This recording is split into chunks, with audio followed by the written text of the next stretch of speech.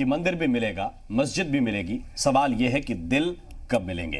प्रधानमंत्री नरेंद्र मोदी ने राम मंदिर निर्माण के ट्रस्ट बनाने के ऐलान पर विपक्ष ने सरकार पर सवाल उठा दिए हैं। विपक्ष सरकार की टाइमिंग पर सवाल खड़े कर रहा है। आखिर क्यों, इस रिपोर्ट में आपको दिखाते हैं।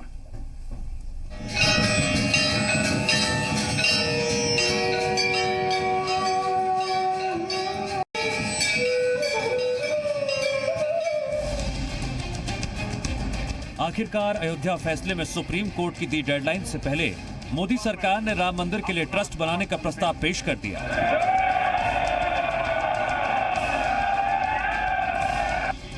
सरकार ने डेडलाइन निभाई, लेकिन विपक्ष का आरोप है ये डेडलाइन चुनावी भी है।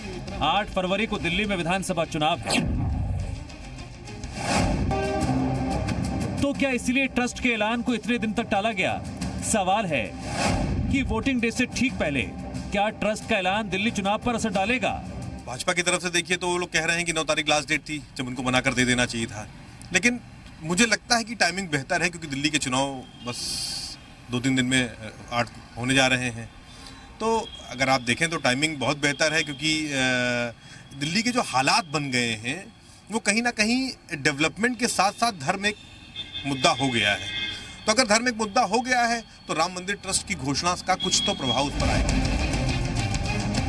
लिहाजा हमारी बहस का मुद्दा भी यही है, क्या अभी ट्रस्ट के ऐलान से दिल्ली चुनाव में मतदाताओं का बीजेपी पर ट्रस्ट बढ़ जाएगा? ब्यूरो रिपोर्ट, जी मीडिया। उधर बीजेपी सांसद उमा भारती ने कहा है कि केंद्र के फैसले के बाद देश में सद्भावना के नए युग की शुरुआत होगी। दूसरी तरफ एसपी ने भी राम मंदिर ट्रस्ट के ऐलान की टाइमिंग पर सवाल उठाए हैं। समाजवादी पार्टी विधायक अबू आजमी ने कहा कि दिल्ली विधानसभा चुनाव जीतने के लिए मतदान से 3 दिन पहले ट्रस्ट का ऐलान कर दिया गया।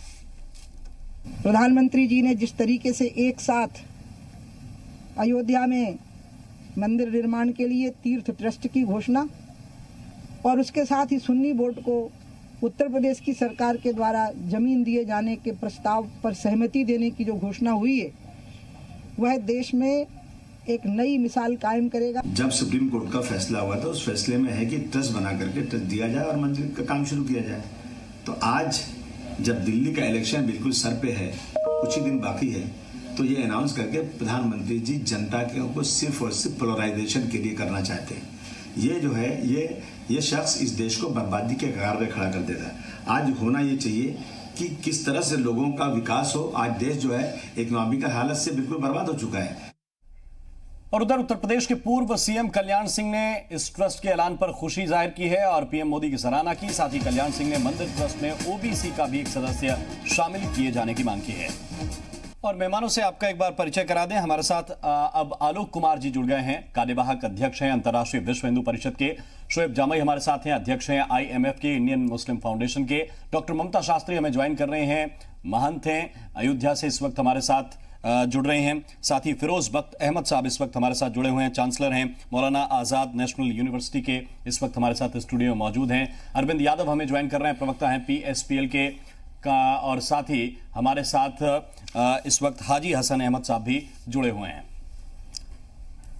आलोक जी, अगर आप हमें सुन रहे हैं तो हम आपसे सबसे पहले ये जानना चाहते हैं कि कल्याण सिंह साहब कह रहे हैं कि एक व्यक्ति जो ओबीसी का हो, दलित समुदाय का भी नेतृत्व करता हो या ओबीसी का हो, और उन्होंने ये भी साफ कर दिया कि मैं अपने लिए नहीं मांग रहा हूं, क्योंकि कल्याण सिंह जी तो आपके लिए, आपके संगठन के लिहाज से अगर आप देखें, पूरे परिवार के लिहाज से, आपके परिवार के लिहाज से देखें, जिसको आप संघ परिवार कहते हैं, तो उसमें उनकी बड़ी भूमिका रही है उस दौर में। हालांकि लोग अक्सर ये आरोप लगाते हैं कि आप लोगों ने मंदिर का इस्तेमाल सत्ता में आने के लिए किया, चाहे वो यूपी की सत्ता की बात हो, चाहे केंद्र की सत्ता की बात हो, मंदिर वही बनाएंगे, तारीख नहीं बताएंगे। हालांकि तारीख सुप्रीम कोर्ट ने बता दी है। अब आप तो खुश होंगे। मैं प्रसन्न हूं कि सुप्रीम कोर्ट के फैसले का केंद्र सरकार जो समयावधि सुप्रीम कोर्ट ने दी थी उसके बीच में पालन कर पाई है। मैं वास्तव में संतुष्ट हूं, मैं वास्तव में आनंदित हूं कि जिस ट्रस्ट की प्रतीक्षा विश्व भर का हिंदू समाज कर रहा था उसकी आज घोषणा हो गई। आलोक जी, मैंने एक पत्रकार के तौर पर उस दौर को कवर किया है जब राम मंदिर को लेकर शिलान्यास जैसे कार्यक्रम अयोध्या में किए गए और देश में एक जैसे कहें आप टकराव, दो धर्मों के बीच में एक बड़ी दीवार खड़ी हो गई थी। अशोक सिंघल जी के नेतृत्व में वीएचपी चल रही थी उस समय, विष्णु हरि डालमिया साहब थे।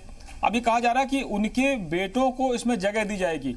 तो लोग ये सवाल पूछ रहे हैं कि उनका तो योगदान था, उनके बेटों का क्या योगदान है, जो उसमें आप एक चर्चा चल रही है, जो आप ही समझा सकते हैं हमको। हालांकि सरकार को भी औपचारिक तौर पर ऐलान करना है कि उनका क्या योगदान था, उनके परिवार का।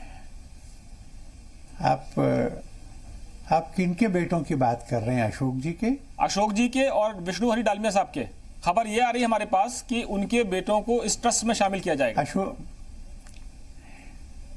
अशोक जी के परिवार से, संघ के प्रचारक थे, उन्होंने अशोक जी के परिवार से, अशोक जी के परिवार से मैं कह रहा हूं। मैं समझता हूं कि यह स्पेकुलेटिव है और शायद इसमें कुछ तथ्य नहीं होगा। हमको ट्रस्टियों के नामों की घोषणा होने की प्रतीक्षा करनी चाहिए और उसके पहले इस तरह के इमेजिनेशंस के आधार पर सवाल खड़ा करना अच्छा नहीं है। अच्छा, मैं आपसे सहमत हूं कि जब तक इस खबर की पुष्टि न हो जाए तब भी हम नहीं कहना चाहते, लेकिन जब विरोधियों ने सवाल उठाए तो हमारा ये फर्ज है कि हम आपसे सवाल पूछें। जो कल्याण सिंह साहब ने कहा, कल्याण सिंह जी पूर्व मुख्यमंत्री रहे, उत्तर प्रदेश के गवर्नर रहे हैं, राजस्थान के, आपकी पार्टी के वरिष्ठ नेताओं में शुमार हैं, यानी बीजेपी के, आप तो वीएचपी से हैं, बीजेपी के वरिष्ठ नेताओं में शुमार है। कहते हैं कि ओबीसी को जरूर इसमें जो मेंबर है वो एक जरूर होना चाहिए। इस पर क्या कहेंगे आप? मैं सोचता हूं कि ये विषय सुप्रीम कोर्ट ने केंद्र सरकार के जुरिस्डिक्शन में रखा है। उनके सुझाव पर केंद्र सरकार विचार करेगी।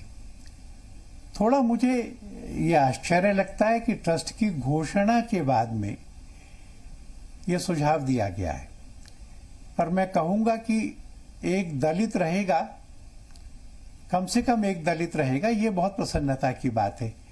मुझे स्मरण है कि जब शिलान्यास हो रहा था तो देश के संतों, शंकराचार्यों, महामंडलेश्वरों के बीच में उन सब की सहमति से, उन सब की उपस्थिति और आशीर्वाद में एक दलित कामेश्वर चौपाल अकेले उन्होंने ही शिलान्यास किया था। तो दलित रखने का निर्णय ऐसा है जिसके लिए गृह मंत्री को बधाई दी जानी चाहिए। और कल्याण सिंह जी के सुझाव पर मुझे कुछ रेस्पॉन्ड नहीं करना है। केंद्र सरकार विचार करे, जैसा ठीक लगे वैसा करे।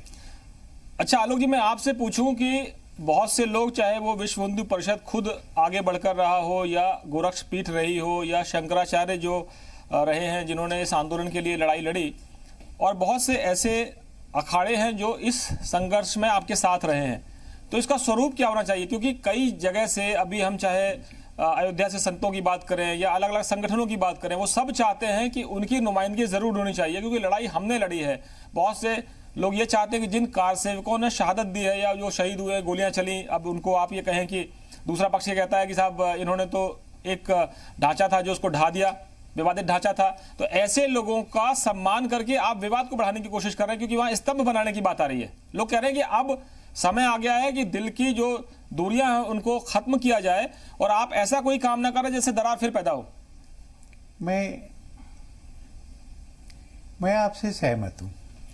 ऐसा कोई काम नहीं करना चाहिए जिससे दरार बढ़े। अयोध्या का अर्थ ही है कि जहां पर युद्ध नहीं होता, जहां वैमनस्य नहीं होता। राम जन्मभूमि का संघर्ष अब पूरा हुआ है, अब निर्माण का समय है, इसलिए तनाव बढ़े ऐसा कोई काम होना उचित नहीं रहेगा। मेरी जानकारी में वहां विजय स्तंभ बनाने की बात की विश्व हिंदू परिषद की किसी बैठक में आधिकारिक चर्चा नहीं हुई है। चलिए, ये अच्छी बात है। अगर ऐसा नहीं हुआ तो अच्छी बात। फैसला आया था, मैं पूरा करूं जी, मैं पूरा करूं जी। जब सुप्रीम कोर्ट का फैसला हुआ था तब मैंने और राष्ट्रीय स्वयंसेवक संघ के सरसंघ चालक जी दोनों ने कहा था कि हम इस निर्णय को जीत और हार के विजन में नहीं देखते हैं, और इसलिए हिंदू मुस्लिम संबंधों के बीच में वैमनस्य का एक बड़ा कारण चला गया। तो अब प्रेम और सहयोग के युग की शुरुआत होगी तो सबको आनंद होगा।